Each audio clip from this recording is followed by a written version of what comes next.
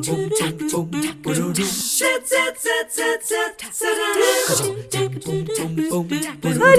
Hope your day is off to a terrific start. For those of you lucky enough to be watching us from home this morning, maybe you're doubly lucky and can be in the kitchen or your living room watching with your pet curled up next to you. So glad to have that company, as they always are. But if you have headed off to work and perhaps you had to rub your dog on the head before you got in the car to take the kids off to school and you to work, you're probably worrying about your little guy, thinking you're going to have to head home soon to let him out for lunch, something like that. You know what it is to be a pet owner and have your world a little bit divided between your family's needs and your pet's needs. A perfect time for us to kick off the show with Lisa Waggoner. She and her husband Brad used to be frequent guests of ours here on 3+U. They have Cold Nose College up in Murphy, North Carolina. Good to see you this morning.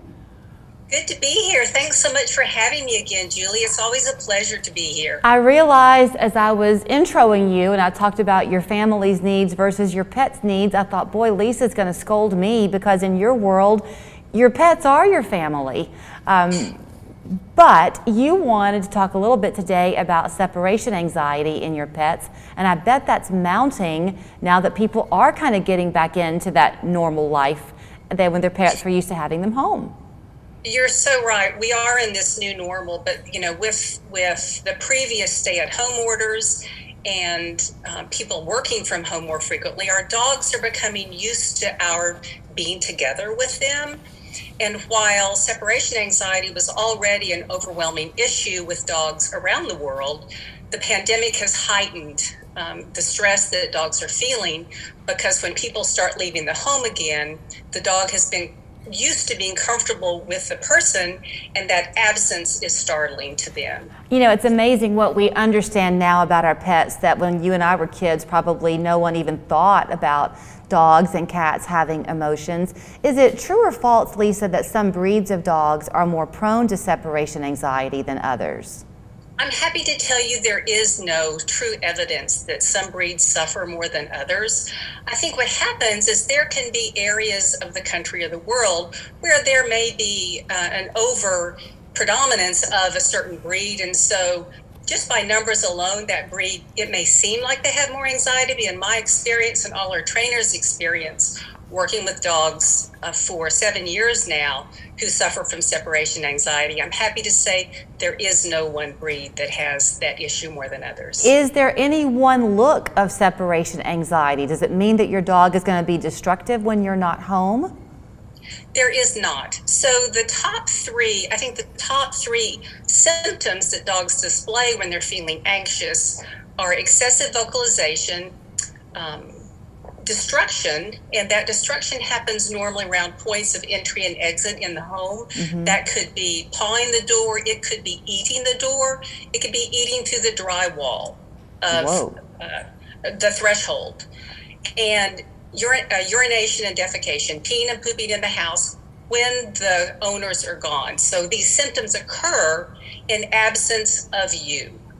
So y'all are very quick. I mean, you and Brad and your whole team there are almost like dog whisperers. I mean, you have done this for so many years. You know kind of what to spot, but you're really eager to teach pet owners that they too can have that symbiotic relationship with their pet. This can be treated.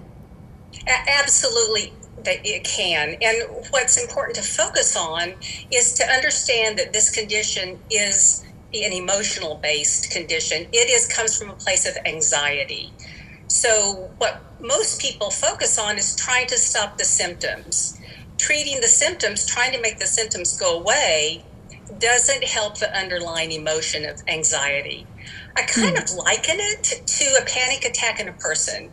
So if a person is having a panic attack, if they're anxious for some reason, all the logic in the world doesn't help them recover from that anxiety. So what we have to help a dog do is present the thing that scares them, the owner's absence, in such a way that it keeps the dog below their anxiety threshold and allows the dog to learn new coping mechanisms when the owner starts leaving for very minute periods of time. And those minute periods of time build, just like compound interest in a bank account, those absences or duration of absences build over time so that the dog begins to have trust and comfort and no anxiety when you leave the house. I know that y'all are able to do your classes virtually, so you have clients, you said, all over the world at this point. We do. It's amazing. But for just kind of some basic takeaways for people to start today before they maybe look to you for some help, does it begin with kind of reminding your pets that you really are there? So if you leave the room, but then you come right back to teach them that you're not going to abandon? So you're thinking along the right lines, Julie. I think the first thing people can do, technology is our friend today. So it's rare that someone doesn't have the ability to film video while you're gone. So whether it's FaceTime or Skype or Zoom or using your smartphone, set your camera up, film, set it in a place where it covers where your dog normally is, and leave for a short period of time. Maybe 5 minutes, maybe 10 minutes, not 5 hours. Make sure you know what your dog is doing when you're away. So then you have some baseline information of, is he anxious? Does he look a little uncertain? Is he panting, pacing, whining, scratching on the door? Or is he finding something to play with and having a party? So there's a difference between party and panic. So first, use your technology, film your dog while you're away.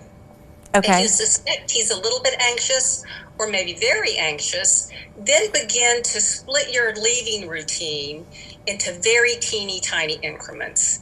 Step outside the door, step right back in, and be nonchalant about it. Don't ignore your dog, but just be nonchalant about it, matter of fact. And make those absences very, very small in duration.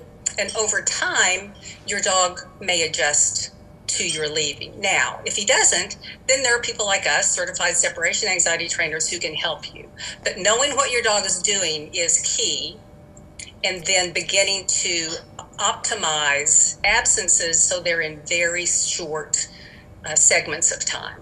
I had to laugh a little bit. You sent me a few things. It's a lot of information that we could cover, but about some myths. And apparently some people have been told that you can dress a mannequin up to look like you when you're gone, putting some food in a toy.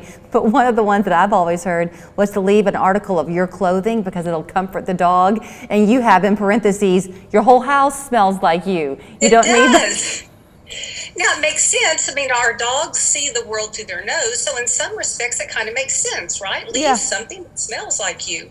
Now, that's good if you're taking your dog to a boarding facility or your dog has to spend some time at the vet. Yes, having your scent with them may provide some level of comfort, but your whole house really does smell like you. I think you're saying, I'm trying to kind of read through my dog. We have a golden retriever, and she very much knows the routine, and she gets thrown when the routine is thrown. But I know she notices my morning habits, and she can tell when it's about time for me to head to the garage, and she goes straight to find my husband because he'll be her companion until I get back home. So if you travel a lot or you're just going to be gone for hours at a time and the dog left alone, do they worry as they sense that time getting closer and closer to you leaving?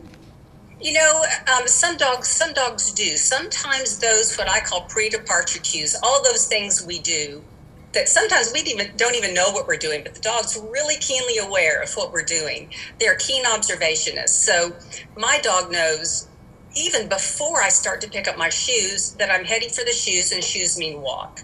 So some dogs, you know, who don't experience anxiety, they notice that routine. They might have a fear of missing out on the fun that you're going to do, but they're not displaying anxiety.